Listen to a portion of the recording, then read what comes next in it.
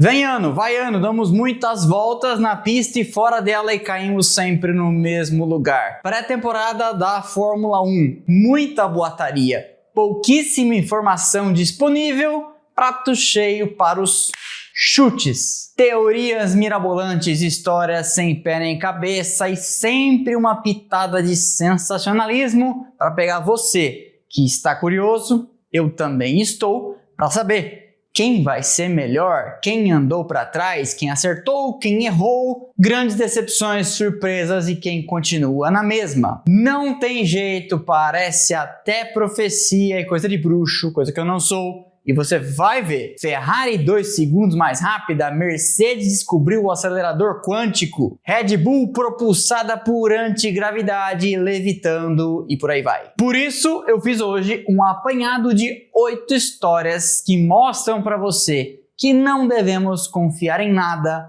em pré-temporada da Fórmula 1. Vamos lá! Existe uma razão muito clara para que a gente saiba pouco ou quase nada a respeito das equipes da Fórmula 1 e seus novos carros, porque elas não querem que a gente saiba. Mas não é com a gente a implicância, e sim com as adversárias. Gordon Murray, diretor técnico da Brabham, de Nelson Piquet, inventor de várias coisas junto com o piloto brasileiro na Fórmula 1, sempre dizia que o pulo do gato para conquistar um campeonato é pegar todo mundo no contrapé com um unfair advantage, numa tradução literal, uma vantagem injusta que não era fora do regulamento, mas é algo que demora a ser percebido. E quando todo mundo se der conta, já passaram 4, 5, 6 corridas e você já endereçou a conquista daquele título. Por isso, tanto segredo, por isso quanto mais oculto for a sua traquitana, a sua engenhoca, melhor. De preferência se ela estiver lá dentro, escondida e fotógrafo nenhum puder flagrar. Os exemplos são vários, eu convido você a assistir nossa série, inclusive Engenhocas 1, 2, 3 e 4, que está no ar. Além disso, começo de temporada nenhum carro ainda andou. E aí, levando em consideração tudo que muda para 2026, carro, chassi, parte aerodinâmica, motores e o combustível, temos um prato cheio para especulação desmedida e na semana passada, quando a Audi andou pela primeira vez, até montagem bizarra de Photoshop com uma asa torta fizeram para tentar engrupir a gente. Tudo em busca do seu clique, tudo em busca da sua atenção. Mas a DM, eles estão mentindo e aí depois a gente vai descobrir. Pois é, mas tem gente que precisa disso para crescer. Então, sem mais delongas, vamos para nossa lista, que é por isso que você está aqui, não é verdade? Vamos lá.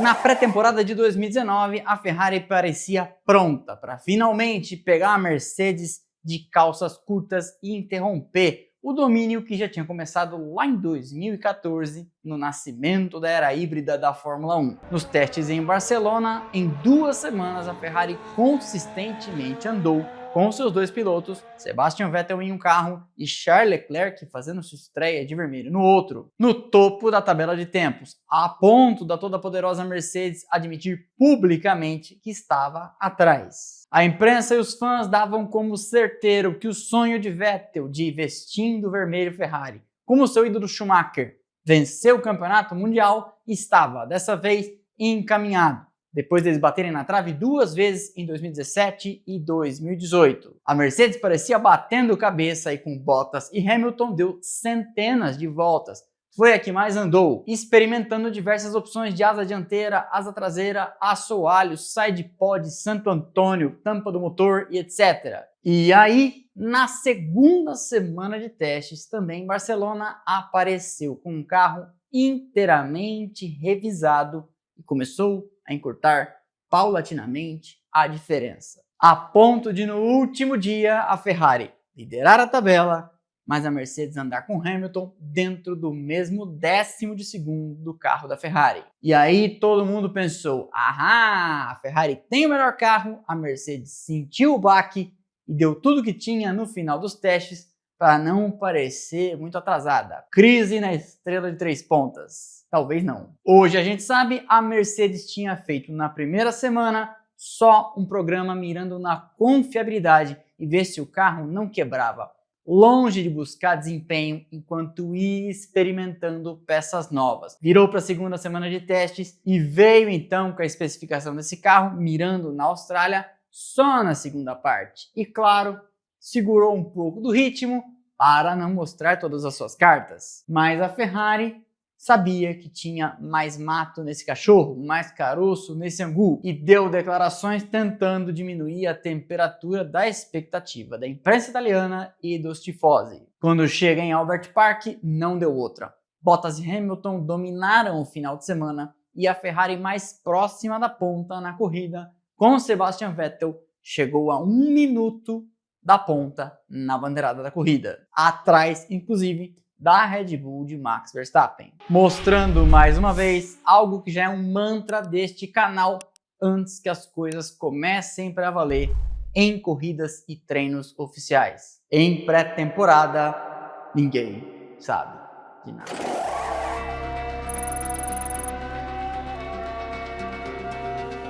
Havia muita expectativa em torno da volta da Honda para a Fórmula 1, a gente já falou disso no detalhe na nossa trilogia de equipes que amamos sobre a McLaren. Ron Dennis tinha ido atrás dos japoneses depois de perder os propulsores da Mercedes. Alonso estava de volta à equipe. A Honda entrando de cabeça no programa do motor híbrido, prometendo mundos e fundos com um projeto pra lá de ambicioso. Só que o choque de realidade foi algo pra lá de infame. Há teorias da conspiração até hoje dizendo que Fernando Alonso foi eletrocutado pelo sistema de baterias da sua McLaren durante os testes em Barcelona, antes da temporada começar. Na entrada da curva 3, a McLaren deu uma guinada para o lado de dentro da curva, bateu a baixa velocidade até no muro interno, mas de repente o espanhol começou a demorar para sair e foi removido de helicóptero do circuito, perdendo todos os dias de testes. A McLaren não foi mais para a pista e ele não esteve na primeira corrida. Seria um prenúncio de um desastre que vinha já no horizonte. E foi um ano tenebroso para a McLaren Honda. O motor não tinha potência, não tinha confiabilidade. Para quebrar menos, eles diminuíam o regime de rotação. E aí que eles não tinham a menor chance de andar com o resto da galera. Relatos na imprensa especializada davam conta de que Alonso acordou depois do choque, dizendo ser um jovem piloto saído do kart com 13 anos de idade que sonhava em um dia chegar na Fórmula 1, o que o colocava cronologicamente em 1995. A McLaren negou veementemente a falha elétrica, mas todo mundo desconfiou quando eles não mandaram Button para a pista pelo resto daquele dia. O inglês lá prontinho para assumir o carro e não perder o precioso tempo de pista que um teste representa. Mais uma vez, um caso emblemático de que tudo que está acontecendo, às vezes debaixo dos nossos olhos, na pré-temporada, pode não ser 1% da realidade que corre por debaixo. Nesse caso, inclusive, mais de 10 anos depois, não sabemos até hoje. Em pré-temporada, ninguém sabe de nada.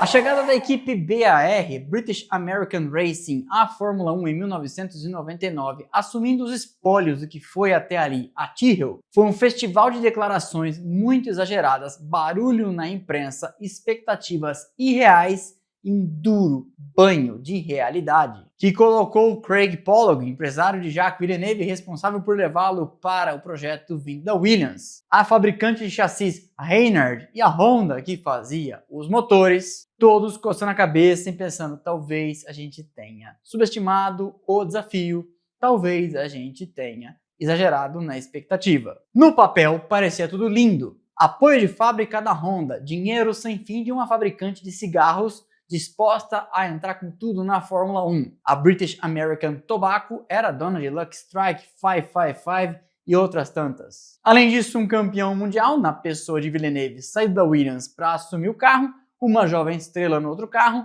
Ricardo Zonta, que tinha apavorado nas categorias de base, e uma fornecedora de chassis com muita experiência em monoposto, a Reynard. Só que campeonatos de Fórmula 1 não são vencidos no papel, e sim na pista. E na pista, deu rigorosamente tudo errado. A começar pelo chassi. A Reynard, como outras tantas fabricantes de motores de carros, etc., achou que esse negócio de Fórmula 1 era muito simples.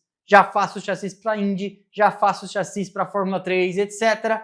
É só dar uma arrumada aqui, tira daqui, bota lá, pau na máquina, temos uma receita vencedora. Ai, ai. Eles chegaram dizendo que a meta era conquistar pódios e, com sorte, vencer corrida em 1999.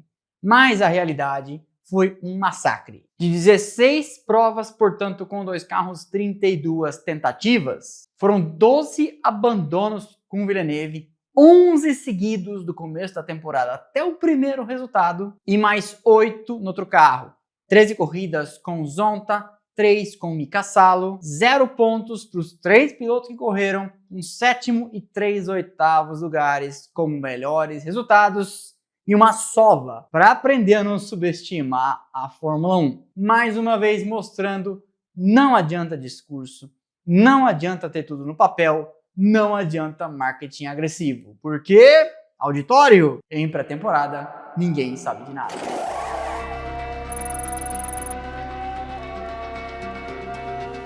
A Arrows vinha seguidamente tentando se reconstruir sob a batuta de Tom Walkinshaw, aquele cara envolvido na Benetton ali nos anos 90, que seguiu caminho próprio. Ele, um gestor competente, com passagens vitoriosas pela Jaguar no Group C, e também, não dá pra dizer que não, venceu com a Benetton, Flávio Briatore e Schumacher. E essa história da Arrows com um carro lindíssimo em 2000, emenda com a próxima da Prost, em 2001. A Arrows tinha tido lampejos de brilho em 97 com Damon Hill, andou para trás em 98 e 99. E aí, em 2000, aparece com um belíssimo carro com pintura alaranjada e a dupla Jos Verstappen e Pedro de la Rosa, empurrado pelo motor Supertech V10, que era basicamente o Renault da Benetton e da Williams, enquanto elas tinham apoio de fábrica. Eles tinham um carro que andava muito em reta, especialmente na pré-temporada, o que despertou suspeitas de tem alguma coisa errada aí. E tinha. Na época, durante a pré-temporada, as equipes de Fórmula 1 não eram obrigadas a seguir os ditames do regulamento técnico, aquele que em Grande Prêmio, se você for pego fora, é desclassificação. Também tínhamos uma pré-temporada bem mais solta, cada equipe corria onde quisesse, alugava um circuito e dava suas voltas. Portanto, só a equipe sabia o que estava aprontando. Algo parecido com hoje em dia, mas como hoje todo mundo anda junto e como hoje o regulamento técnico tem que ser observado também na pré-temporada, a chance de papagaiadas mágicas para atrair atenção, patrocínio e barulho na imprensa é menor. Não que não aconteça, acontece. Mas ficar enganando todo mundo e perdendo tempo precioso de pista é cuspir para cima e esperar cair no rosto. E a Arrows chamou muita atenção na pré-temporada, com todo mundo achando que essa equipe de carro alaranjado lindo também ia ter belos resultados na pista. Bem, acabou não sendo assim. De 17 corridas vezes 2 carros, portanto 34 tentativas, foram 10 mais 10 abandonos, um total de 20. Com eles em 2 pontos, 2-2 para cada piloto. 2 sextos para o estreante de la Rosa, um quinto e um quarto para Jos. No total, 7 e 7. 7 pontos e 7º lugar nos construtores. Não exatamente ruim para onde a Arrows estava àquela altura,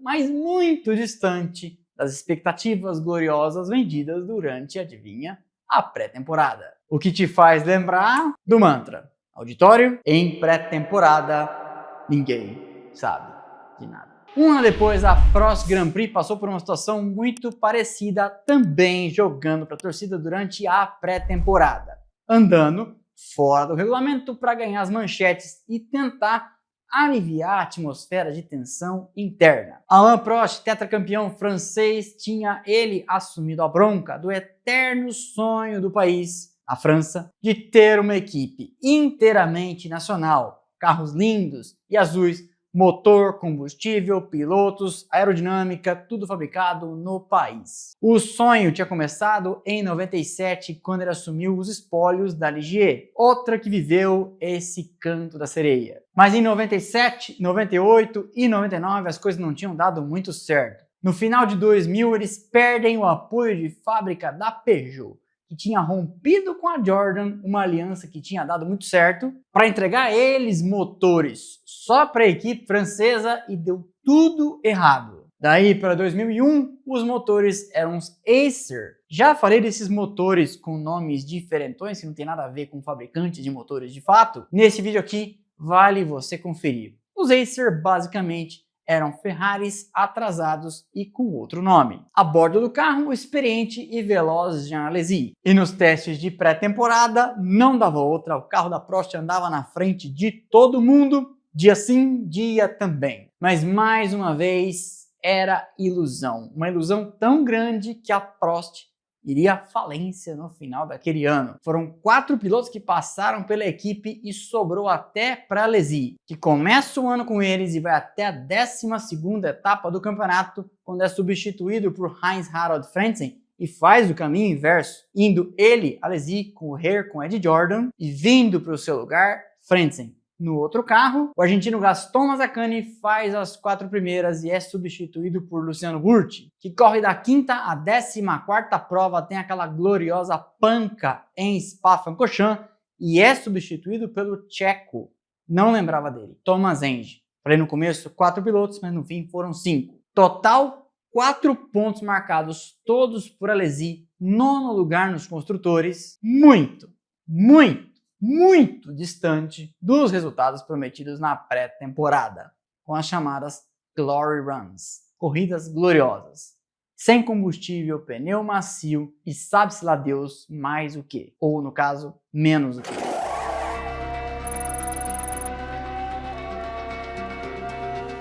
Mas não é só de equipes mentindo para melhor, ou seja, mostrando mais do que tem de fato para entregar, que são feitas as pré-temporadas, porque nós temos aqui agora 2 casos seguidos de gente que estava escondendo o jogo porque tinha um carro bom demais. A Brown GP foi um caso clássico, todo mundo conhece essa história em verso e prosa. Mas a parte interessante que nem sempre é comentada é do intenso debate que foi levado dentro da equipe para decidir o quanto de desempenho eles iam mostrar. Ao longo do inverno europeu, quando a equipe estava mudando de nome e Ross Brawn procurava um comprador que ele não achou, teve que assumir a bronca por conta própria, os números de desempenho no simulador e no túnel de vento deixavam eles coçando a cabeça e pensando: não é possível que nós temos tudo isso. Porque de 2008 para 2009 era esperada uma perda de downforce, por causa das mudanças de pacote aerodinâmico, cortando as asinhas das equipes e removendo aquele monte de penduricalhos que a gente via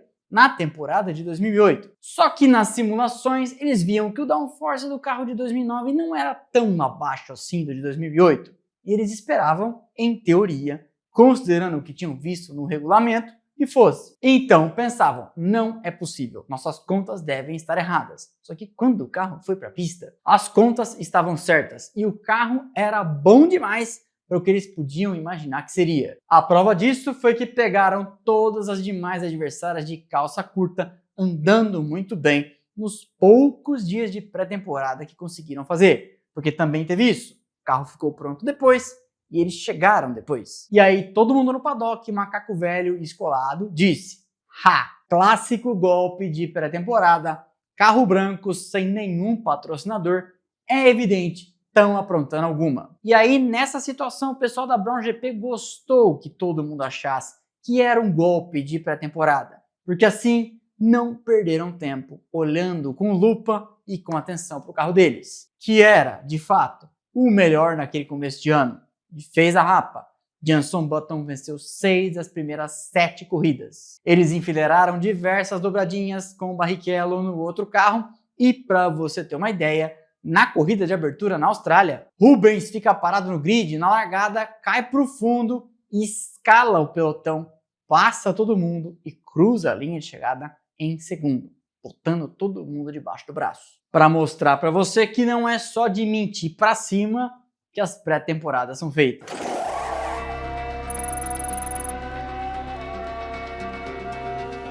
A mesma organização, anos depois, agora atendendo pelo nome de Mercedes, passou por situação muito parecida no nascimento da era híbrida da Fórmula 1. A Mercedes começou antes de todas, lá em 2012, a desenvolver sua unidade de potência híbrida. E quando colocou esse motor na traseira do projeto de Geoff Willis e Aldo Costa, ficou evidente que tinham feito um Megazord pronto para assombrar a concorrência na temporada de 2014. E aí, novamente, começou um intenso debate. Quanto do desempenho nós vamos mostrar?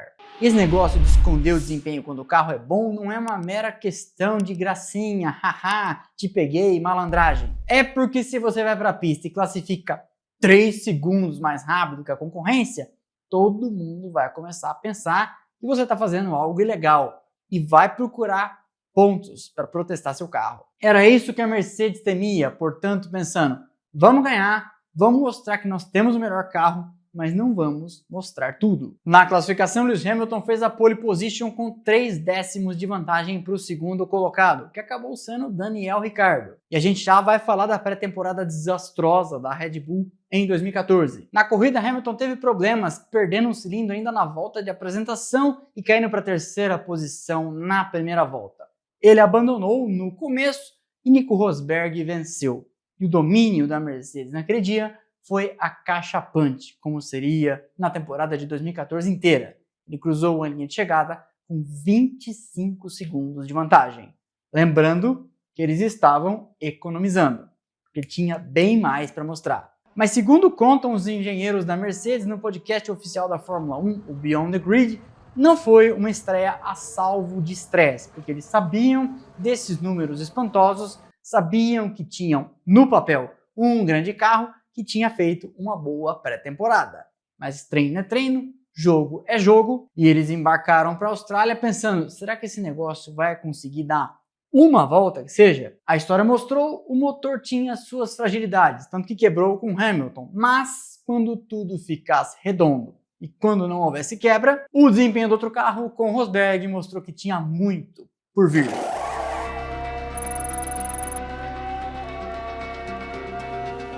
A pré-temporada da Red Bull, por outro lado, enquanto a Mercedes surfava linda, leve e formosa, acumulando centenas de voltas, foi um tormento, com o motor híbrido da Renault mal conseguindo funcionar. Por diversos dias, o carro da Red Bull ficava com o capô aberto dentro da garagem, com Adrian Newey coçando a cabeça, com sua prancheta anotando coisas e diversas soluções sendo testadas. A relação até ali com a Renault era muito boa, eles tinham vencido 4 anos seguidos de motor aspirado, 10, 11, 12 e 13. E a esperança é que viesse mais um excelente carro.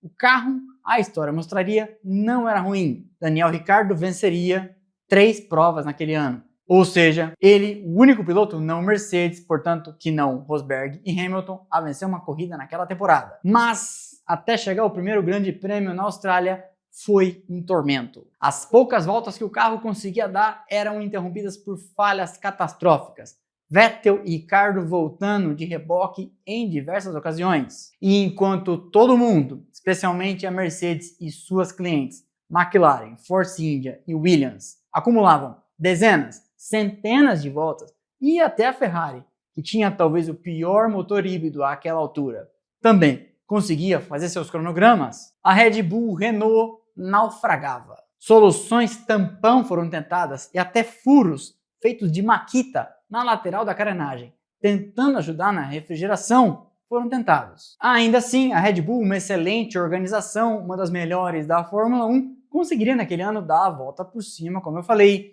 mesmo com o motor abaixo do necessário. Para enfrentar a Mercedes, conseguiu, pelas mãos de Ricciardo, vencer 3 provas. Mostrando que se alguém em algum momento vaticinou, diagnosticou, cravou que seria um ano perdido para a Red Bull, não foi. Mas também, quem afirmou que a campeã estava escondendo o jogo que viria por aí um pentacampeonato seguido de Vettel, também errou. Por quê? Porque em pré-temporada ninguém sabe de porra nenhuma.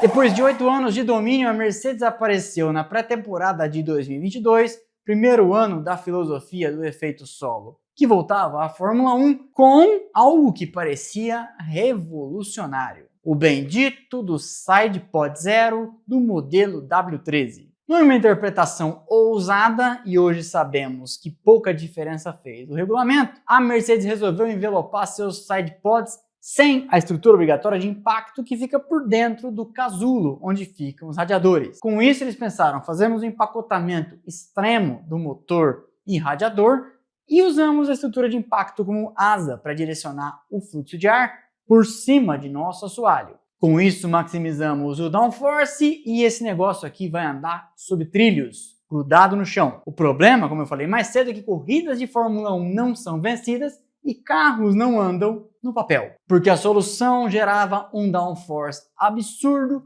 mas o regulamento do efeito solo não era exatamente apenas sobre isso, e sim sobre o fino equilíbrio entre o máximo de downforce sem disparar o porpoising, as quicadas. E nisso a Mercedes falhou clamorosamente. Falhou tanto que não seria exagero dizer não entendeu 100% desse regulamento até ele acabar no final de 2025. Porque se você olhar o que fizeram Red Bull e McLaren ao longo de todos esses anos, e também, por que não, a Ferrari, fica evidente que tirando um momento ou outro de brilho da Mercedes em 4 temporadas, ela foi, de longe, a que teve mais dificuldade em entender essas regras. O que parecia ser um golpe de mestre e o que parecia ser uma solução revolucionária, acabou se mostrando como um tiro na água. Percebe como nada é o que parece em pré-temporada da Fórmula 1? Quem tá mal pode estar escondendo o jogo. Quem tá bem pode estar inflando os resultados.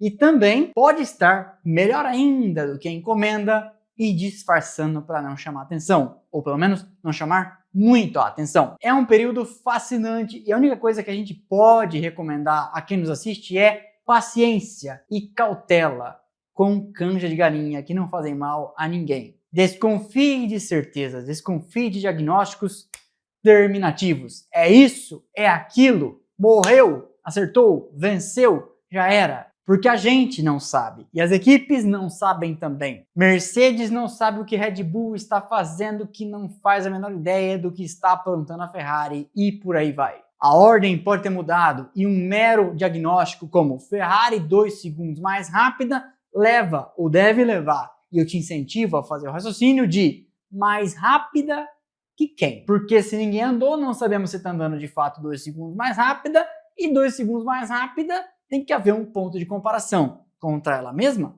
contra o carro das demais. Como que se sabe esse tipo de coisa? Bato sempre nessa tecla, é nosso trabalho te ajudar a raciocinar Fórmula 1. Há um checklist de coisas que você pode observar na pré-temporada, a começar pelo número de voltas que uma equipe dá. Quem anda muito, quem consegue somar o maior número de voltas, está com pinta de conseguir ticar diversas caixinhas, fazer muitas voltas experimentando diversas coisas. Mas isso também não é um diagnóstico. Nem sempre quem dá mais voltas tem o melhor carro. Às vezes quem dá mais voltas também está pegando leve. Percebe como é complexo? Pois é, por isso que eu sempre digo, fuja de respostas fáceis, porque em pré-temporada ninguém sabe de nada. Esse foi então mais um episódio do Splash and Go no YouTube. Eu espero que vocês tenham gostado. Deixe o like que é de graça, não custa nada, você sabe, ajuda demais o canal.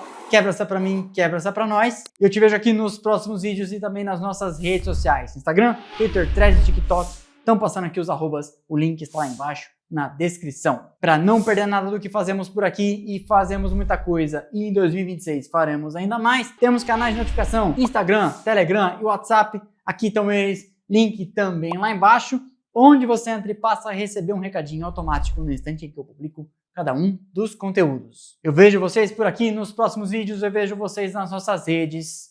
Valeu e aquele abraço.